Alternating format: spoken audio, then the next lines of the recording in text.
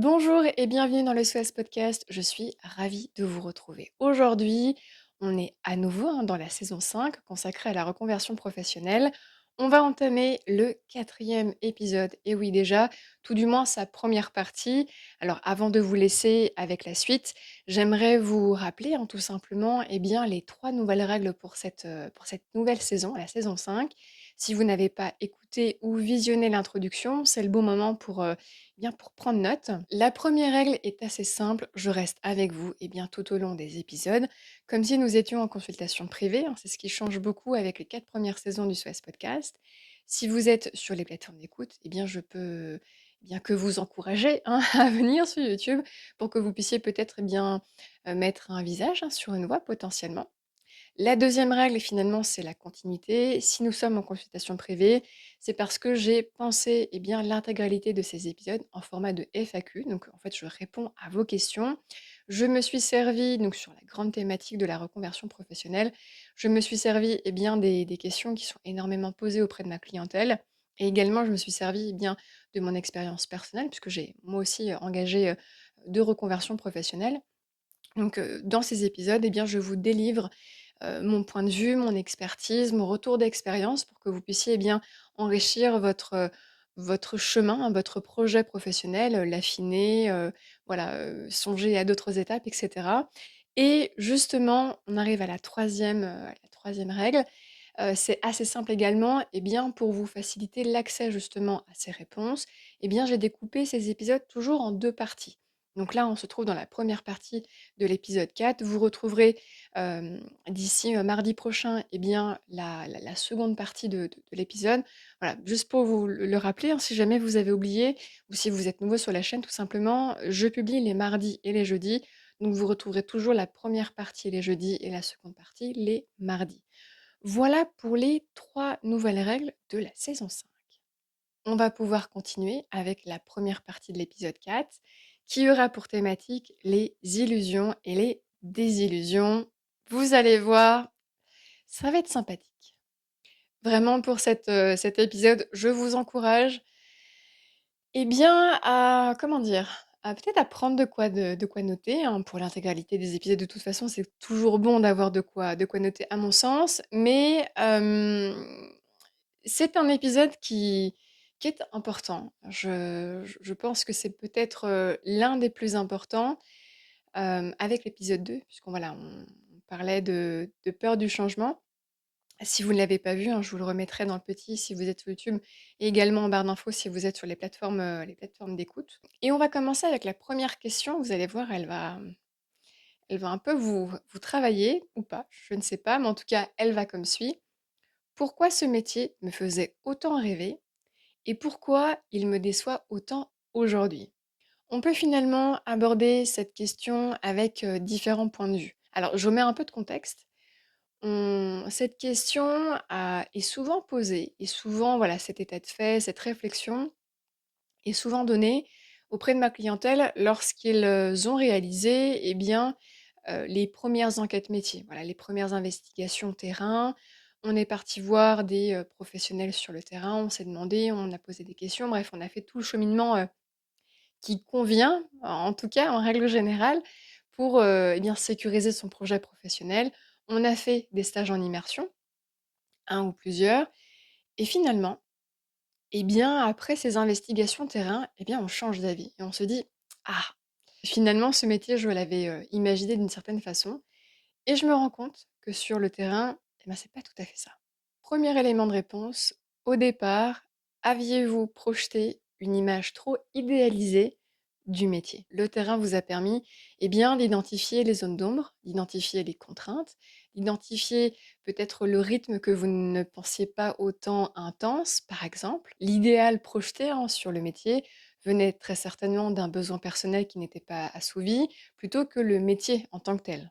Vous vous êtes peut-être dit: «Oh, ce métier va certainement me permettre de pouvoir m'épanouir ou, éventuellement de me permettre d'avoir beaucoup plus, de liberté».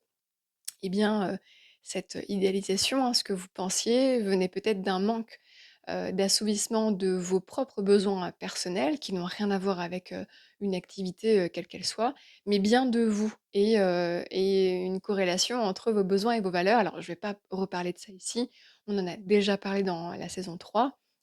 Donc si, voilà, vous êtes intéressé à écouter et à découvrir ce que sont vos valeurs et vos besoins et à quel point c'est important, eh bien, de les identifier et d'en prendre soin autant que possible et pour vous donc là, je parle de valeurs et donc pour vos besoins et bien, de les assouvir au maximum. Autre point également, la déception que vous pouvez ressentir après l'exploration, terrain peut venir du fait que le métier vous paraît normal, vous paraît finalement imparfait et que le métier n'est pas sauveur. Une certitude, c'est que le terrain vous amène à vous confronter justement à cette réalité que aucun métier n'est parfait. Au contraire, tous les métiers ont des zones d'ombre et tous les métiers ont également peut-être des phases de redondance ou peut-être eh bien, une certaine forme de difficulté en fonction de votre personnalité. Vous pouvez rechercher tous les métiers du monde, heu, qui pourraient potentiellement, eh bien, sur couverture, vous donner, une sorte d'alignement ou de liberté tant espérée. Heu, Ces métiers, peu importe, lesquels sont-ils, hein, clairement, si vous n'avez pas à la base travaillé, eh bien, vos valeurs, vos besoins et identifié cette base-là, croyez-moi, toute exploration terrain que vous pourriez faire sur des métiers, X ou Y viendrait à vous donner déception parce que vous, vous identifierez finalement que ce métier, eh bien, il est tout à fait, normal et tout à fait imparfait et qu'il n'est pas finalement, le métier sauveur comme vous l'aviez pensé. Lorsque vous allez, discuter avec des personnes en enquête métier, voilà, je ne vais pas réitérer ce que j'ai déjà dit, dans les épisodes précédents, mais le terrain vous obligera à regarder avec sérieux et avec concret, eh bien, le réel de la personne, le réel de son quotidien. Petit élément supplémentaire que j'aimerais donner tout de même parce que alors si vous avez des personnes dans votre entourage qui exercent le métier, parfait, allez les rencontrer, allez les questionner, c'est idéal. En revanche, donnez-vous également l'opportunité, eh bien, d'échanger avec des personnes que vous ne connaissez pas, où vous n'avez pas de lien avec ces personnes pour que vous puissiez quelque part avoir 2 sons de cloche différents.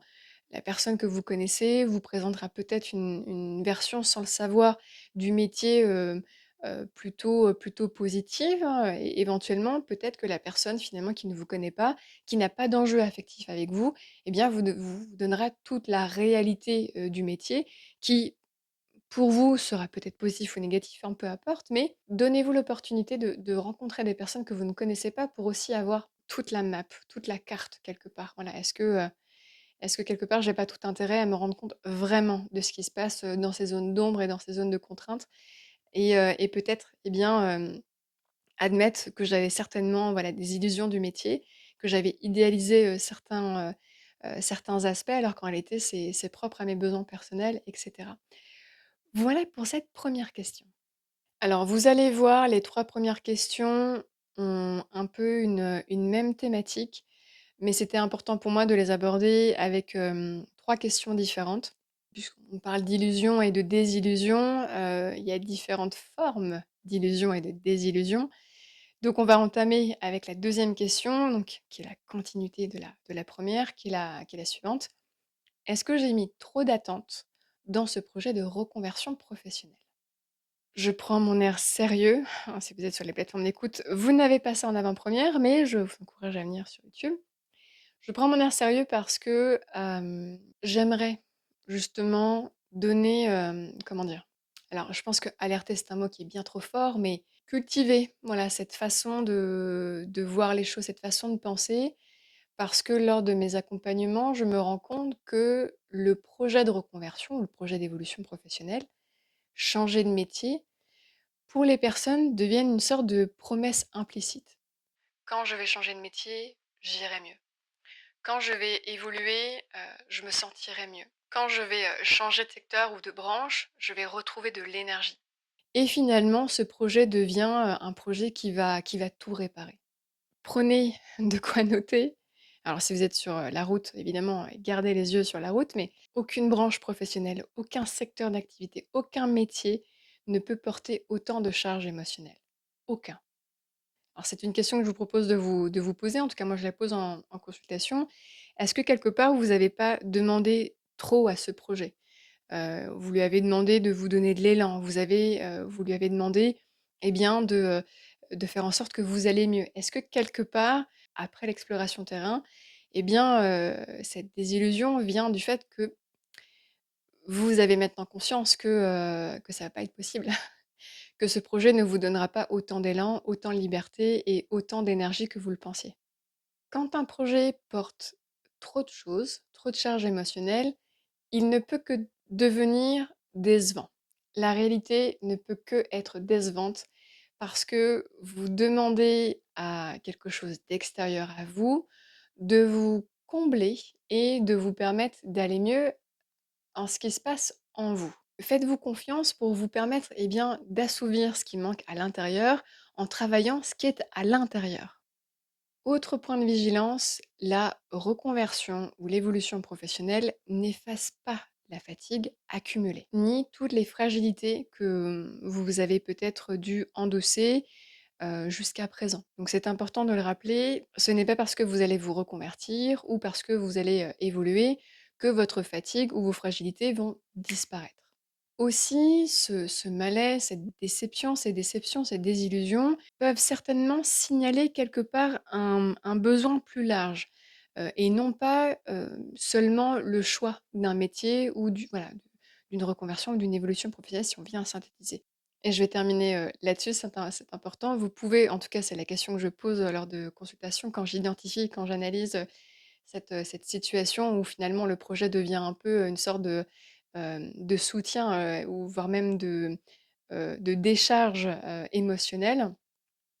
Est-ce que vous recherchez un travail, un métier ou est-ce que vous recherchez une solution à un mal-être plus large? Je vous laisse méditer là-dessus. Voilà pour cette deuxième question et on va continuer avec cette troisième question. Celle-ci, elle est de mon cru. C'est-à-dire, comment? Lorsque j'ai fait ma première reconversion professionnelle, voilà, j'étais dans cette quête justement et j'avais, comme, beaucoup si vous êtes retrouvés dans les dans les réponses que j'ai évoquées, pour les 2 premières questions, je me suis, voilà, sentie en possession d'un projet, décharge émotionnelle. Alors j'y viens pour la troisième question et c'est la suivante, accrochez-vous. Est-ce que je confonds changer de métier et changer de vie? Ça fait mal, hein? Ça fait mal et pourtant c'est important de se la poser. Derrière l'envie de reconversion, derrière une envie d'évolution professionnelle, parfois peut se cacher, eh bien, surtout l'envie de changer, l'envie de souffler, l'envie de ralentir, l'envie de reprendre la main sur sa carrière professionnelle, la main sur son avenir professionnel. Est-ce que finalement ce que vous recherchez n'est pas un nouveau métier, mais un nouveau rythme pour votre vie?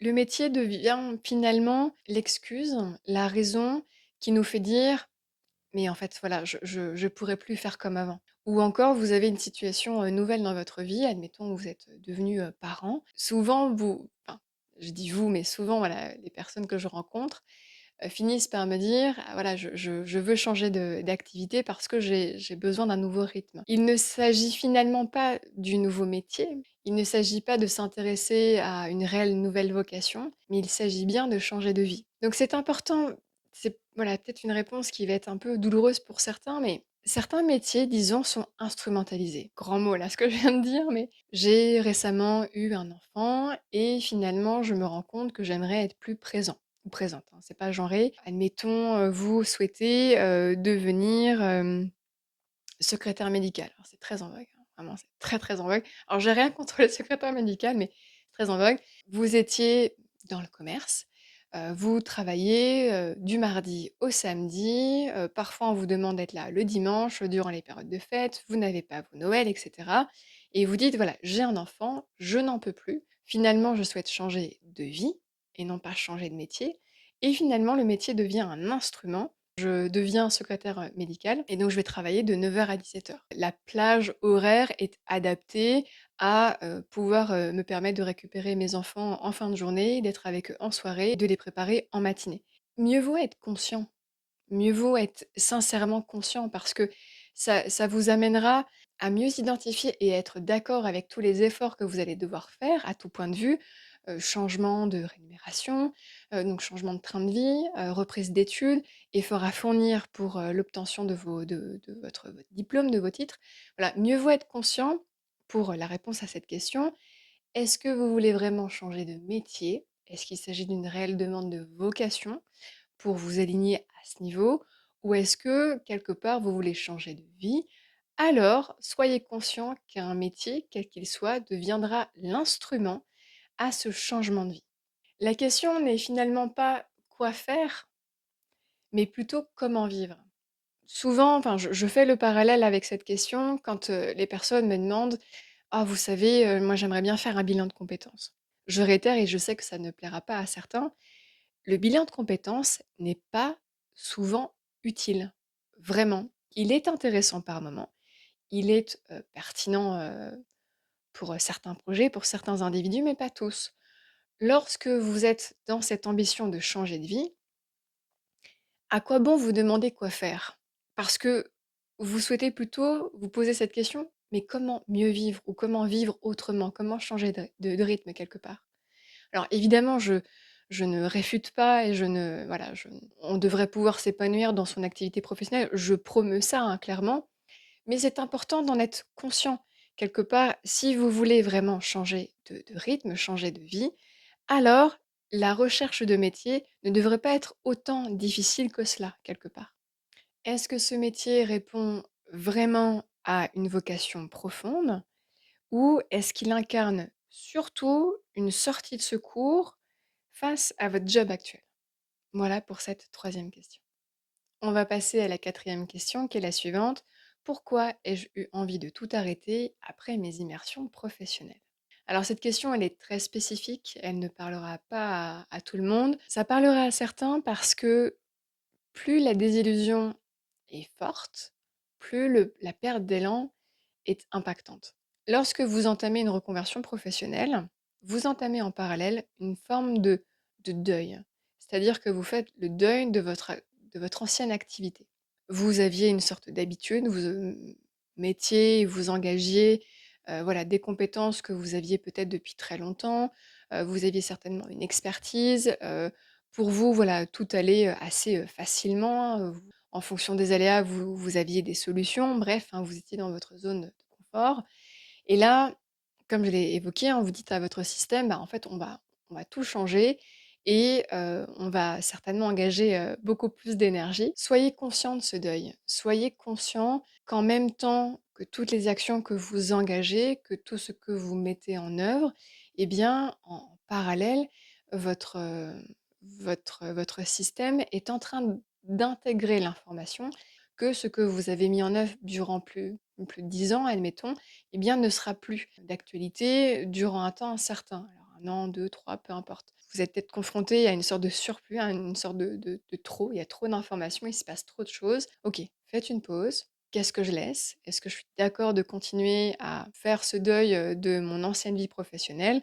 Ou est-ce que, bah, l'exploration terrain me donne suffisamment d'éléments pour me confronter à ma réalité? Bon, bah, finalement, je vais peut-être rester dans mon activité, mais je vais apporter quelques modifications pour me permettre d'avoir une vie qui me corresponde. Je réponds à nouveau à cette question 3. Ou, voilà, non, je suis OK, je me rends compte qu'il y a énormément de choses qui se passent en moi. Je m'octroie une pause pour me permettre d'être beaucoup plus présent, beaucoup plus présente pour la construction des prochaines étapes pour mon projet. Donc voilà, n'hésitez pas si vous souhaitez qu'on aille un peu plus loin ensemble et si, vous êtes dans cette phase-là ou si vous la redoutez, vous avez en barre d'infos le lien de mon site internet, vous avez un formulaire à votre disposition. N'hésitez pas à m'écrire, je vous répondrai évidemment bien volontiers et on pourra donc convenir ensemble là d'une consultation très courte pour que vous puissiez au moins, voilà, éviter de stagner dans cette situation ou, ou vous permettre, voilà, de construire un projet qui soit vraiment cohérent avec vous-même. Voilà pour cette quatrième question et on va continuer avec cette cinquième question qui est, intense. Vous allez voir parce que, beaucoup. Là, pour le coup, autant la question 4 était peut-être un peu plus, niche. Autant celle-ci, elle a été quand même abordée par beaucoup de personnes, enfin beaucoup, de clients en tout cas. Donc on va continuer avec la question 5, qui est la suivante. Est-ce que c'est juste difficile parce que je débute ou est-ce que ce métier n'est vraiment pas fait pour moi? Tout nouveau métier demandera un temps d'adaptation. Vraiment, ouvrez grand vos oreilles. Ce temps d'adaptation, il n'est jamais confortable et c'est tout à fait entendable, mais c'est important de l'intégrer et de l'accepter. Tout nouveau métier, tout nouvel apprentissage demandera un temps d'adaptation. Par contre, voilà, si c'est une phase obligatoire, c'est quelque part, ça fait partie du processus. Donc c'est une étape qu'il va falloir quelque part accepter dans votre projet de reconversion ou d'évolution professionnelle. Évidemment, vous pouvez ressentir que vous ne maîtrisez rien ou, dit différemment, que vous ne maîtrisez plus rien, ce qui n'est pas pareil. Vous pouvez vous dire, je doute, je me sens nul, je me sens illégitime. Et si ce malaise venait simplement du fait de redevenir débutant?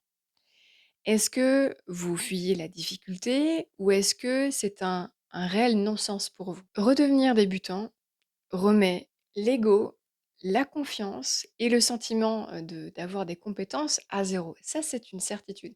Mais tout le monde le vit, absolument tout le monde.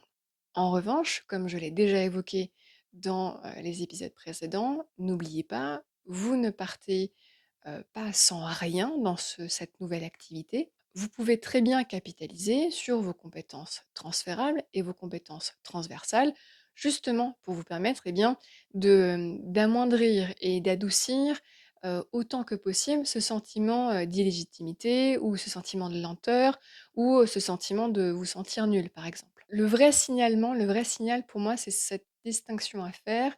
Est-ce que c'est une fuite par rapport à une difficulté identifiable ou est-ce que c'est un vrai non-sens pour vous, à tout point de vue, par rapport à vos valeurs, par rapport à vos ambitions d'évolution, par rapport à vos besoins, etc., etc. Voilà pour cette 5e question. Et voilà, on a terminé cette première partie de l'épisode 4 où on parlait des illusions et des désillusions. J'espère que cet épisode vous a plu. Évidemment, restez branchés. N'hésitez pas à vous abonner pour la suite de ce 4e épisode, hein. Je vous le rappelle qu'il arrive mardi prochain. Dans le SOS Podcast, je publie les mardis et les jeudis. Le SOS Podcast a également une page Instagram. Sachez que je viens tous les jours, pratiquement, sauf les week-ends, à midi, en story, en live justement, et bien pour, voilà, pour vous parler, pour vous donner des informations que vous n'avez pas, pour, compléter, voilà, les informations, qui se trouvent déjà sur la page. Donc voilà, n'hésitez pas à venir puisque, vous aurez des informations que vous ne retrouverez pas de toute façon ailleurs, hein, que vous soyez sur YouTube ou sur, les plateformes d'écoute de toute façon. Une fois de plus, mon site internet étant barre d'infos, vous avez le formulaire à votre disposition. Je vous le rappelle, c'est important, les consultations privées viendront à être de moins en moins nombreuses. Je vais devoir vraiment sélectionner ma clientèle, donc n'oubliez pas, n'hésitez pas à m'envoyer donc vos questions, vos réflexions. Si, éventuellement, voilà, je peux vous répondre très rapidement sans que vous ayez besoin de prendre une consultation, évidemment, je le ferai très volontiers, pardon. Vous avez également la section commentaires, hein, si vous êtes sur, autant les plateformes d'écoute ou encore, YouTube. N'hésitez pas à me poser une question, donnez-moi vos retours, vos réflexions, hein, je suis toujours ravie de vous lire. N'oubliez pas de liker la vidéo. Si vous êtes sur les plateformes d'écoute, avant de nous quitter, eh bien de laisser au podcast une évaluation 5 étoiles. Ça aide énormément mon travail, mais surtout ça permet à d'autres de le découvrir. Une fois de plus, à mon sens, c'est important, eh bien, de vous permettre de découvrir d'autres points de vue, d'autres expertises, d'autres avis pour que vous puissiez bien faire votre avis en votre âme et conscience. Voilà, une fois de plus, merci infiniment pour votre présence. N'oubliez pas, dans ce podcast, on avance pas à pas et moi je vous dis à très vite. Finalement, vous étiez dans, alors je dis beaucoup finalement, hein, j'ai remarqué, hein, sachez que j'ai remarqué, depuis le lancement du podcast, eh bien mes tics de langage, j'en ai un, c'est le finalement et le «eh bien» aussi. Bref, tout ça pour vous dire que